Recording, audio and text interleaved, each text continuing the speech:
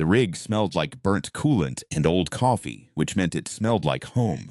Dara Voss had been hauling freight through the outer belt for 11 years, long enough to know that when a dispatcher offers you a no-questions run at triple rate, the questions are exactly the thing you should be asking. She'd learned that the hard way twice. The first time cost her a cargo bond and 6 weeks in a series holding cell. The second time cost her a partner. She didn't talk about the second time. But the Meridian shipping contract had dried up without warning, the way all corp contracts dried up. Not with a phone call or a severance, but with a locked terminal and a security escort to the docking caller. The man who'd done the locking was Sector Director Vetch, round and pink and smelling of whatever the Brashali used for cologne, which was something like fermented copper. He'd handed her a data chip with 2 weeks severance and smiled at her in that way the Brashali smiled, which was to say, all wrong, too many teeth, nothing behind it. She'd taken the chip and she'd walked. She'd made it 15 meters down the corridor before she turned around, walked back into his office, and told him exactly what she thought of his contract, his smile, and his cologne. That was when he'd called security. That was also when senior loader Petch, 300 kilos of Brashali muscle, who'd taken an immediate and personal interest in removing her from the premises, had slipped on the cooling fluid she'd spilled walking out, gone down hard, and caught a pressure door with the side of his head. She hadn't meant for that to happen. She was fairly certain she hadn't meant for that to happen. Either way, by the time she was back at her rig, the Calypso, a second-hand Hauler 7 she'd been paying off for 6 years, there were 2 messages on her comm. One was from Meridian's legal department. The other was from a freight broker named Osin, who claimed to have a priority manifest that needed moving, no log required, payment in hard transfer. She'd taken Osin's job. The cargo was already loaded when she arrived at Bay 44. 16 sealed containers, each the size of a ground vehicle, each marked with a Brashali agricultural glyph she didn't recognize. They were heavier than the manifest said they'd be. They were also warm. She pressed her palm flat against the side of one container and felt a low vibration through the alloy skin, rhythmic and faint, like something breathing in a very slow dream. "What's in these?" she asked Osin's loading rep, a human kid who couldn't have been older than 20, who had the eyes of someone who'd been told explicitly not to answer that question. "Agricultural equipment," the kid said. "For the colonial stations, agricultural equipment doesn't hum. Modern equipment does. Keeps the biological components from freezing." Dara looked at the container. The container did not look back. She signed the manifest. Her 2 crew were waiting in the Calypso's common area when she got back aboard. KL sitting with his feet on the table, eating something out of a foil pouch, and Sem standing at the porthole watching the dock arms retract with the focused attention of someone who found docking arms genuinely interesting. KL was 23 and had a provisional hauling cert and a gambling debt that made him very motivated to find work that didn't require too many background checks. Sem was older, quieter, and had never once explained what she'd done before freight work, which Dara respected. "We're paid through landing," Dara said. "No stops, no logs, no questions about the cargo." Kale took his feet off the table. "That's the second time you've said no questions. That's because it bears saying twice. What are we hauling?" "Agricultural equipment." He looked at her. She looked back. He put his feet back on the table. The run was supposed to take 9 days through the corridor, the established transit lane between the outer belt and the inner colonial stations. Dara had made that run 60-some times. She knew every checkpoint, every patrol pattern, every transit authority signature in the corridor's database.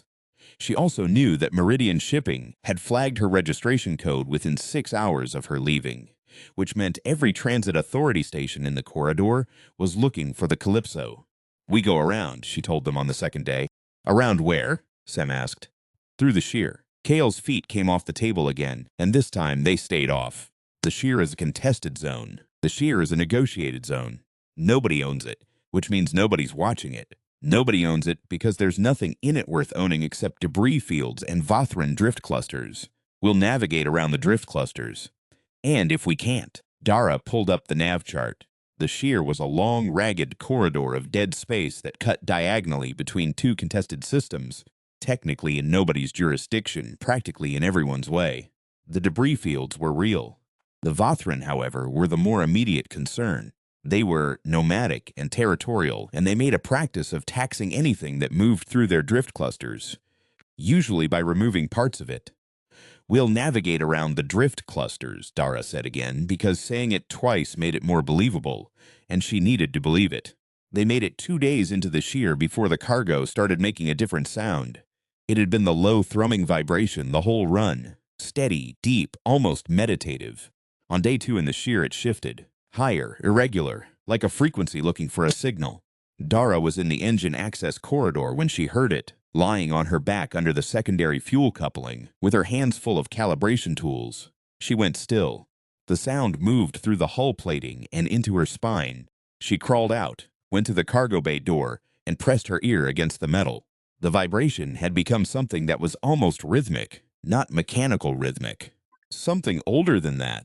She went back to the cockpit and did not tell the others what she'd heard, because there was nothing useful to say about it yet, and she had a standing policy against worrying people before she'd figured out what there was to worry about.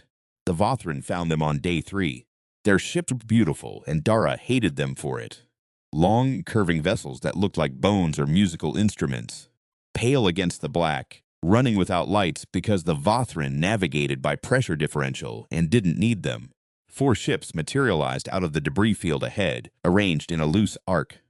One of them was the size of a small station. Dara knew what this was called, the wide mouth. She'd heard about it from other haulers. She'd assumed they'd been exaggerating. They had not been exaggerating. "Dara," Kale said, "I see them. That's a Vothran interdiction formation. I know what it is. The big one, the wide mouth they call it. It attaches to your hull, and I know what it does. We should run. We can't outrun the wide mouth. It's not built for speed. It's built for reach." She looked at the formation. She looked at the nav chart. She thought about the cargo in the bay and the sound it had been making, and the fact that she still didn't know what was in those containers, and that not knowing had started to feel less like professional discretion and more like the specific kind of willful ignorance that got people killed. "Get me a channel to their lead ship. They don't speak standard. They speak Vothran trade pidgin. I know 12 words of it. That's not a lot of words. It's 12 more than you know. Open the channel." The negotiation, such as it was, lasted 40 minutes and ended with Dara offering Osen's broker rate as a transit tax. Hard transfer, immediate, and the Vothran lead ship accepting it after a long pause that she spent trying not to think about what the pause might mean. They were pulling out of formation when Sem appeared at her shoulder. "Bay 3 is cycling," Sem said. "One of the containers." Dara left the cockpit at a run. The container had not opened, but its locking seals were cycling, rotating through their pressure states in a sequence that was not a malfunction sequence. That was something systematic, purposeful. The vibration from inside it was now loud enough to feel in the floor through her boots. "Cut power to that bay," Dara said. "Already tried," Sem said. "The containers have their own power source. They're not drawing from us." Dara stared at the container. She thought about what Osen's kid had said. Agricultural equipment, biological components, keeps them from freezing. She thought about Vetch's copper-fermented cologne and his too many teeth and his smile that didn't mean anything. She thought about the weight of the containers, heavier than the manifest. She pulled the maintenance panel off the container's side and looked at the secondary coupling array. It was Brashali engineering. She recognized the lattice work, had seen it in Meridian's heavier hauler equipment. But attached to the standard Brashali couplings was something she'd never seen before. A sequence of biological inductors wired in a ring, pulsing with a faint bioluminescent blue, clearly organic, clearly not agricultural. She put the panel back. "Weapons," she said. Sem looked at her. "I don't know what kind. But this is what weapons look like when they're alive." She had the comm open and Osen on the line in 3 minutes, and when he answered, she did not give him time for a greeting. "What is in my cargo bay, Osen?" A pause. "Dara, listen. What is in my cargo bay?" He told her. It took him a while. He told her about the Brashali Meridian Weapons Division, which was a part of Meridian Shipping that officially did not exist, and about a contract they had with the Vothran Consolidated Authority, the political body that the nomadic Vothran Drift clans nominally answered to, when they answered to anyone, and about 16 containers of something the project documentation called adaptive terminus units. Biomechanical, grown, not built, each one capable of threat assessment, target acquisition, and independent action in a combat environment. 5,000 individual units distributed across 16 containers, each the size of a thumb, each designed to deploy in swarms. each designed to be delivered, Osen said, to the Vothran Consolidated Authority's main station at Shear Station 7, where they would be received by the faction currently trying to consolidate control of the Vothran drift clans by force, and used accordingly. You made me a weapons runner, Dara said. The manifest said agricultural. You made me a weapons runner for an alien civil war. Dara, the payment. She closed the channel. She stood in the cargo bay and looked at the 16 containers and listened to the thing inside. Bay 3 still cycling through its seals. Kale had appeared in the doorway. He had heard enough. We should jettison them, he said. Into the shear? They'd drift into a Vothran drift cluster and they'd find them. Then we turn around. Take them back. Transit Authority is watching for us in the corridor, and Meridian will know we know. We go back. We're not arrested. We disappear. Then what? Dara pulled out the nav chart and found Shear Station 7. It was 41 hours ahead. She found the closest Transit Authority checkpoint, which was the way station at Shear Marker 9, currently crewed by an independent inspector named Holt, who she'd dealt with before. She found the Vothran wide-mouth ship, which was still close enough to their position that its drive signature registered on her sensor array. She found, last of all, the container in Bay 3 and looked at it for a long time. I'm going to open it, she said. You absolutely cannot open it, Kale said. She opened it. The locking seals disengaged all at once when she keyed the emergency override, a Meridian code she still had from her 11 years with the company, because corporate security was thorough about everything, except keeping access codes away from people they'd recently fired. The container's face swung open. Inside, darkness and the faint smell of salt and ozone, and 16,000 tiny lights that resolved, as her eyes adjusted, into rows of dormant units stacked in biopolymer scaffolding. They were small, no bigger than her hand, each one, and they looked like they were sleeping, and they looked like they were waiting. And there was a difference between those two things that she could not have explained, but felt clearly. One of them was not sleeping. It was in the third row, slightly offset from the others, and its lights were running in the irregular cycling pattern she'd heard through the hull. When she leaned closer, she could see it had partially extruded its deployment configuration. 2 articulated limbs the diameter of cable, tipped with something that might have been sensory nodes and might have been something else. It was awake, and it was looking at her in whatever way that a thing without eyes looked. She reached in slowly. The unit did not retract. Its lights cycled, not the searching, irregular pattern now, but something steadier. She picked it up. It was warm in her hand. Its weight was almost nothing. She could feel the vibration of it against her palm, rhythmic, now, and slow, and she had the sudden clear conviction that it was matching its rhythm to her pulse. What are you doing? Kale said from the doorway, very quietly. I don't know yet. She set it on the floor of the cargo bay. It sat there, its lights cycling. She went to the supply cabinet and found the interface kit she kept for Meridian Equipment Diagnostics, a handheld that spoke Breshali protocol. She connected it to the unit. The readout was in Breshali engineering notation, which she could read haltingly, the way you read a language you'd mostly learned from watching others use it. She stood there in the cargo bay for 30 minutes, going through the unit's operational parameters, while Sem watched from the doorway and Kale watched from behind Sem, and the wide-mouthed drive signature slowly faded on the sensors. What the readout told her. The units were designed to operate in swarm. The swarm was controlled by encrypted command signals transmitted from a Breshali master key, the kind that would have been traveling separately on a secured courier to be handed to whoever at Shear Station 7 was paying for the delivery. Without the master key, the units would remain dormant. They could not be individually commanded. They could not be redirected. They could, however, be instructed to remain dormant permanently. There was a shutdown protocol. It required a Meridian access code and a Breshali engineering password. She had the access code. She did not have the engineering password. She looked at the awake unit sitting on the floor of her cargo bay. She looked at its lights, cycling steadily, patiently. I need to find the password, she told it, which was an absurd thing to say to a biomechanical weapons unit, and she said it anyway. Its lights cycled once, faster.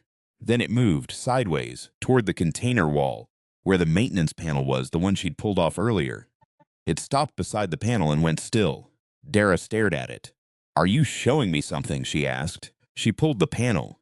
The biological inductors were still pulsing their faint blue. The awake unit moved closer to them, extended one of its thin limbs, and touched one of the inductors. The inductor's rhythm changed. It produced a string of Brashali notation that she had to photograph with her handheld to read. It was a 15-character alphanumeric sequence. She entered it into the shutdown protocol. The container full of dormant units went dark. Their lights stopped. The vibration stopped. They were, as far as she could tell, no longer alive in whatever sense they'd been alive before. The unit on the floor of the bay looked at her, still, lights steady. "You just helped me shut down your own swarm," she said. The lights cycled. She did not entirely understand what she was looking at, but she was starting to understand what had happened. Somewhere in this unit's development, something had gone differently. An error in the growth cycle, maybe. An unintended branch in whatever biological logic governed these things. It had woken up before the others. It had been awake long enough to learn to read its own architecture, to understand what the swarm was for, to find something in that understanding that it didn't like. It had wanted someone to open the container. It had cycled its seals until someone did. She stood there in the cargo bay and thought about the fact that a Brashali biomechanical weapons unit had just committed what amounted to mutiny against its own purpose, and had recruited her to help it, and had trusted her enough to give her the password that let her finish the job. "Kale," she called. "Yeah, get me Inspector Holt at marker 9. There was a pause. "Dara, Holt will have to report this. I know, we'll lose the rig. We'll lose everything. Get me Holt." She spent the next 20 minutes explaining the situation to Holt, who listened without interruption, which was either a very good sign or a very bad one. Holt was 60-something and had been an independent transit inspector for most of her life, which meant she had deep institutional distrust of both core and politics, and a corresponding appreciation for people who handed her genuine problems rather than manufactured ones. "Brashali Weapons Division running dark," Holt said when Dara finished. "Undeclared shipment through the shear. Destination, a Vothran factional power play. That's the short version. And you want to bring it in. I want to hand it to someone who can make it not my problem anymore. It'll still be your problem. You transported it." "I transported it because Meridian Shipping flagged my registration after they fired me without cause, which you can verify through the corridor's employment log. I had no legal options." Another pause. Holt was thinking, "The unit that's still active, it's on my cargo bay floor right now. Don't let it deploy. It's not in a deploying mood. It's been cooperating. Dara." Holt's voice was careful and even and contained something that might have been the beginning of professional fascination. "A Brashali weapons unit doesn't cooperate. I know. They're not built to. They're built to receive the command signal and execute. I know. So if it's cooperating, something went wrong in its development, or something went right." Silence. Then, "Bring it in. All of it. I'll call ahead for a containment team." Dara closed the channel. She sat down on the cargo bay floor, which she hadn't done since she was new and still thought sitting on cargo bay floors was a reasonable thing to do, and leaned her back against the nearest container, and looked at the unit, which had settled into stillness but was watching her with its steady lights. Her back hurt. Her head hurt. She thought about Vetch's smile, and what his face was going to look like when the Transit Authority opened a formal inquiry into Meridian's weapons division. She thought about the Calypso's loan repayment, which she'd miss now, and the bond payment, and the legal fees that were definitely coming. She thought about the unit on the floor. "You understand that this is going to be a significant mess," she told it. "For me, specifically. Its lights cycled. I'm going to need a lawyer. Another cycle. I might lose the rig. Slower cycle, like sympathy. I had a partner once," she said, "hauler named Fen. We were running a no-questions job through the K-Belt, and the questions we didn't ask turned out to be the ones that mattered." She looked at the container. She looked at the ceiling. She looked at the unit. "I knew something was wrong. I could feel it. I didn't ask because I needed the money, and I told myself not asking was professional. Fen died because I didn't ask." She stopped. "I asked this time." The unit moved. Slowly, deliberately, it crossed the 3 meters of cargo bay floor between them and stopped beside her boot. Its lights were running in a pattern she hadn't seen before. Not the searching irregularity of earlier, not the steady cooperative rhythm. Something quieter than both. She reached down. It climbed into her hand the way something small and trusted climbs into a hand it knows, and she felt its weight and its warmth and its slow pulse matching hers. "You're going to be a problem for the containment team," she told it. Its lights cycled, and she decided that meant yes. The 41 hours to sheer marker 9 were not uneventful. Meridian's courier, a fast company shuttle with a Brashali markings and a transit authority FF code that did not match its hull configuration, which was itself illegal, intercepted them 7 hours out from the way station. It demanded they hold position and prepare for cargo inspection. Its comm operator used Meridian corporate security language and said nothing that was technically a threat, which was exactly how Brashali legal intimidation worked. Everything plausibly deniable right up until the moment it wasn't. Dara held position for 6 minutes, during which she accessed Meridian's internal shipping network.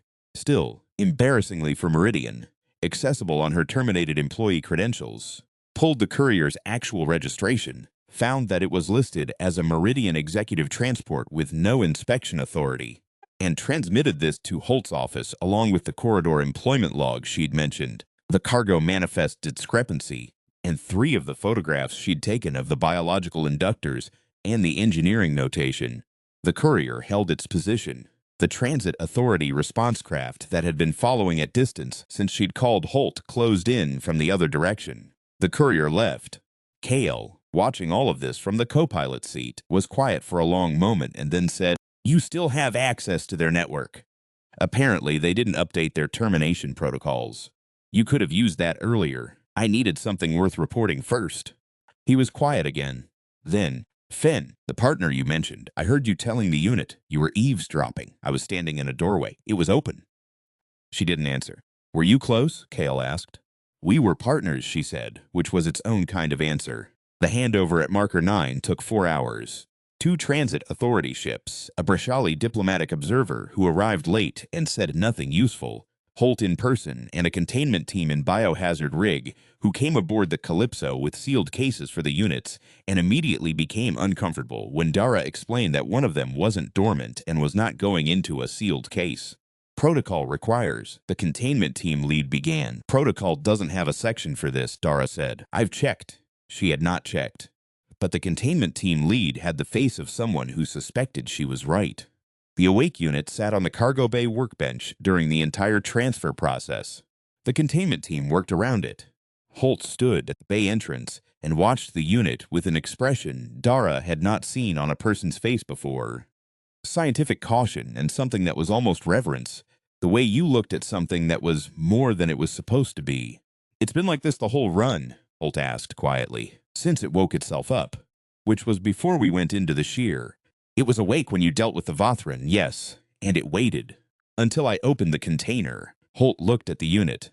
"It was assessing you. That's what I think. And when you opened the container, it showed me the password." Holt was quiet for a moment. These things were designed to receive a command and execute. No assessment, no evaluation, no waiting. She turned to Dara. "What do you think happened to this one?" "I think it woke up early. I think it had enough time alone in the container to run its own operational logic without the command signal telling it what to do. And I think when it ran that logic and understood what it was being sent to do..." Dara paused. "I think it decided not to. Biomechanical weapons units don't decide. That's what you keep saying." Holt looked at the unit again. The unit's lights cycled once, steadily, and then went still. "We'll have to take it," Holt said. "You understand. The containment order covers all units. I know. I'll put it on record that it cooperated, fully, that the shutdown was facilitated by it rather than despite it. I know. That may matter depending on what the inquiry finds." Dara nodded. She went to the workbench and looked at the unit for a moment. Up close she could see the fine detail of it, the articulation of its limbs, the way its casing caught light, the intelligence in its lights that she could not have proven was intelligence and knew was anyway. "You did good," she told it. Its lights cycled, slow and even, one full steady pulse, and then went quiet. The containment team put it in its own case, separate from the dormant units, with a yellow tag that Holt wrote herself.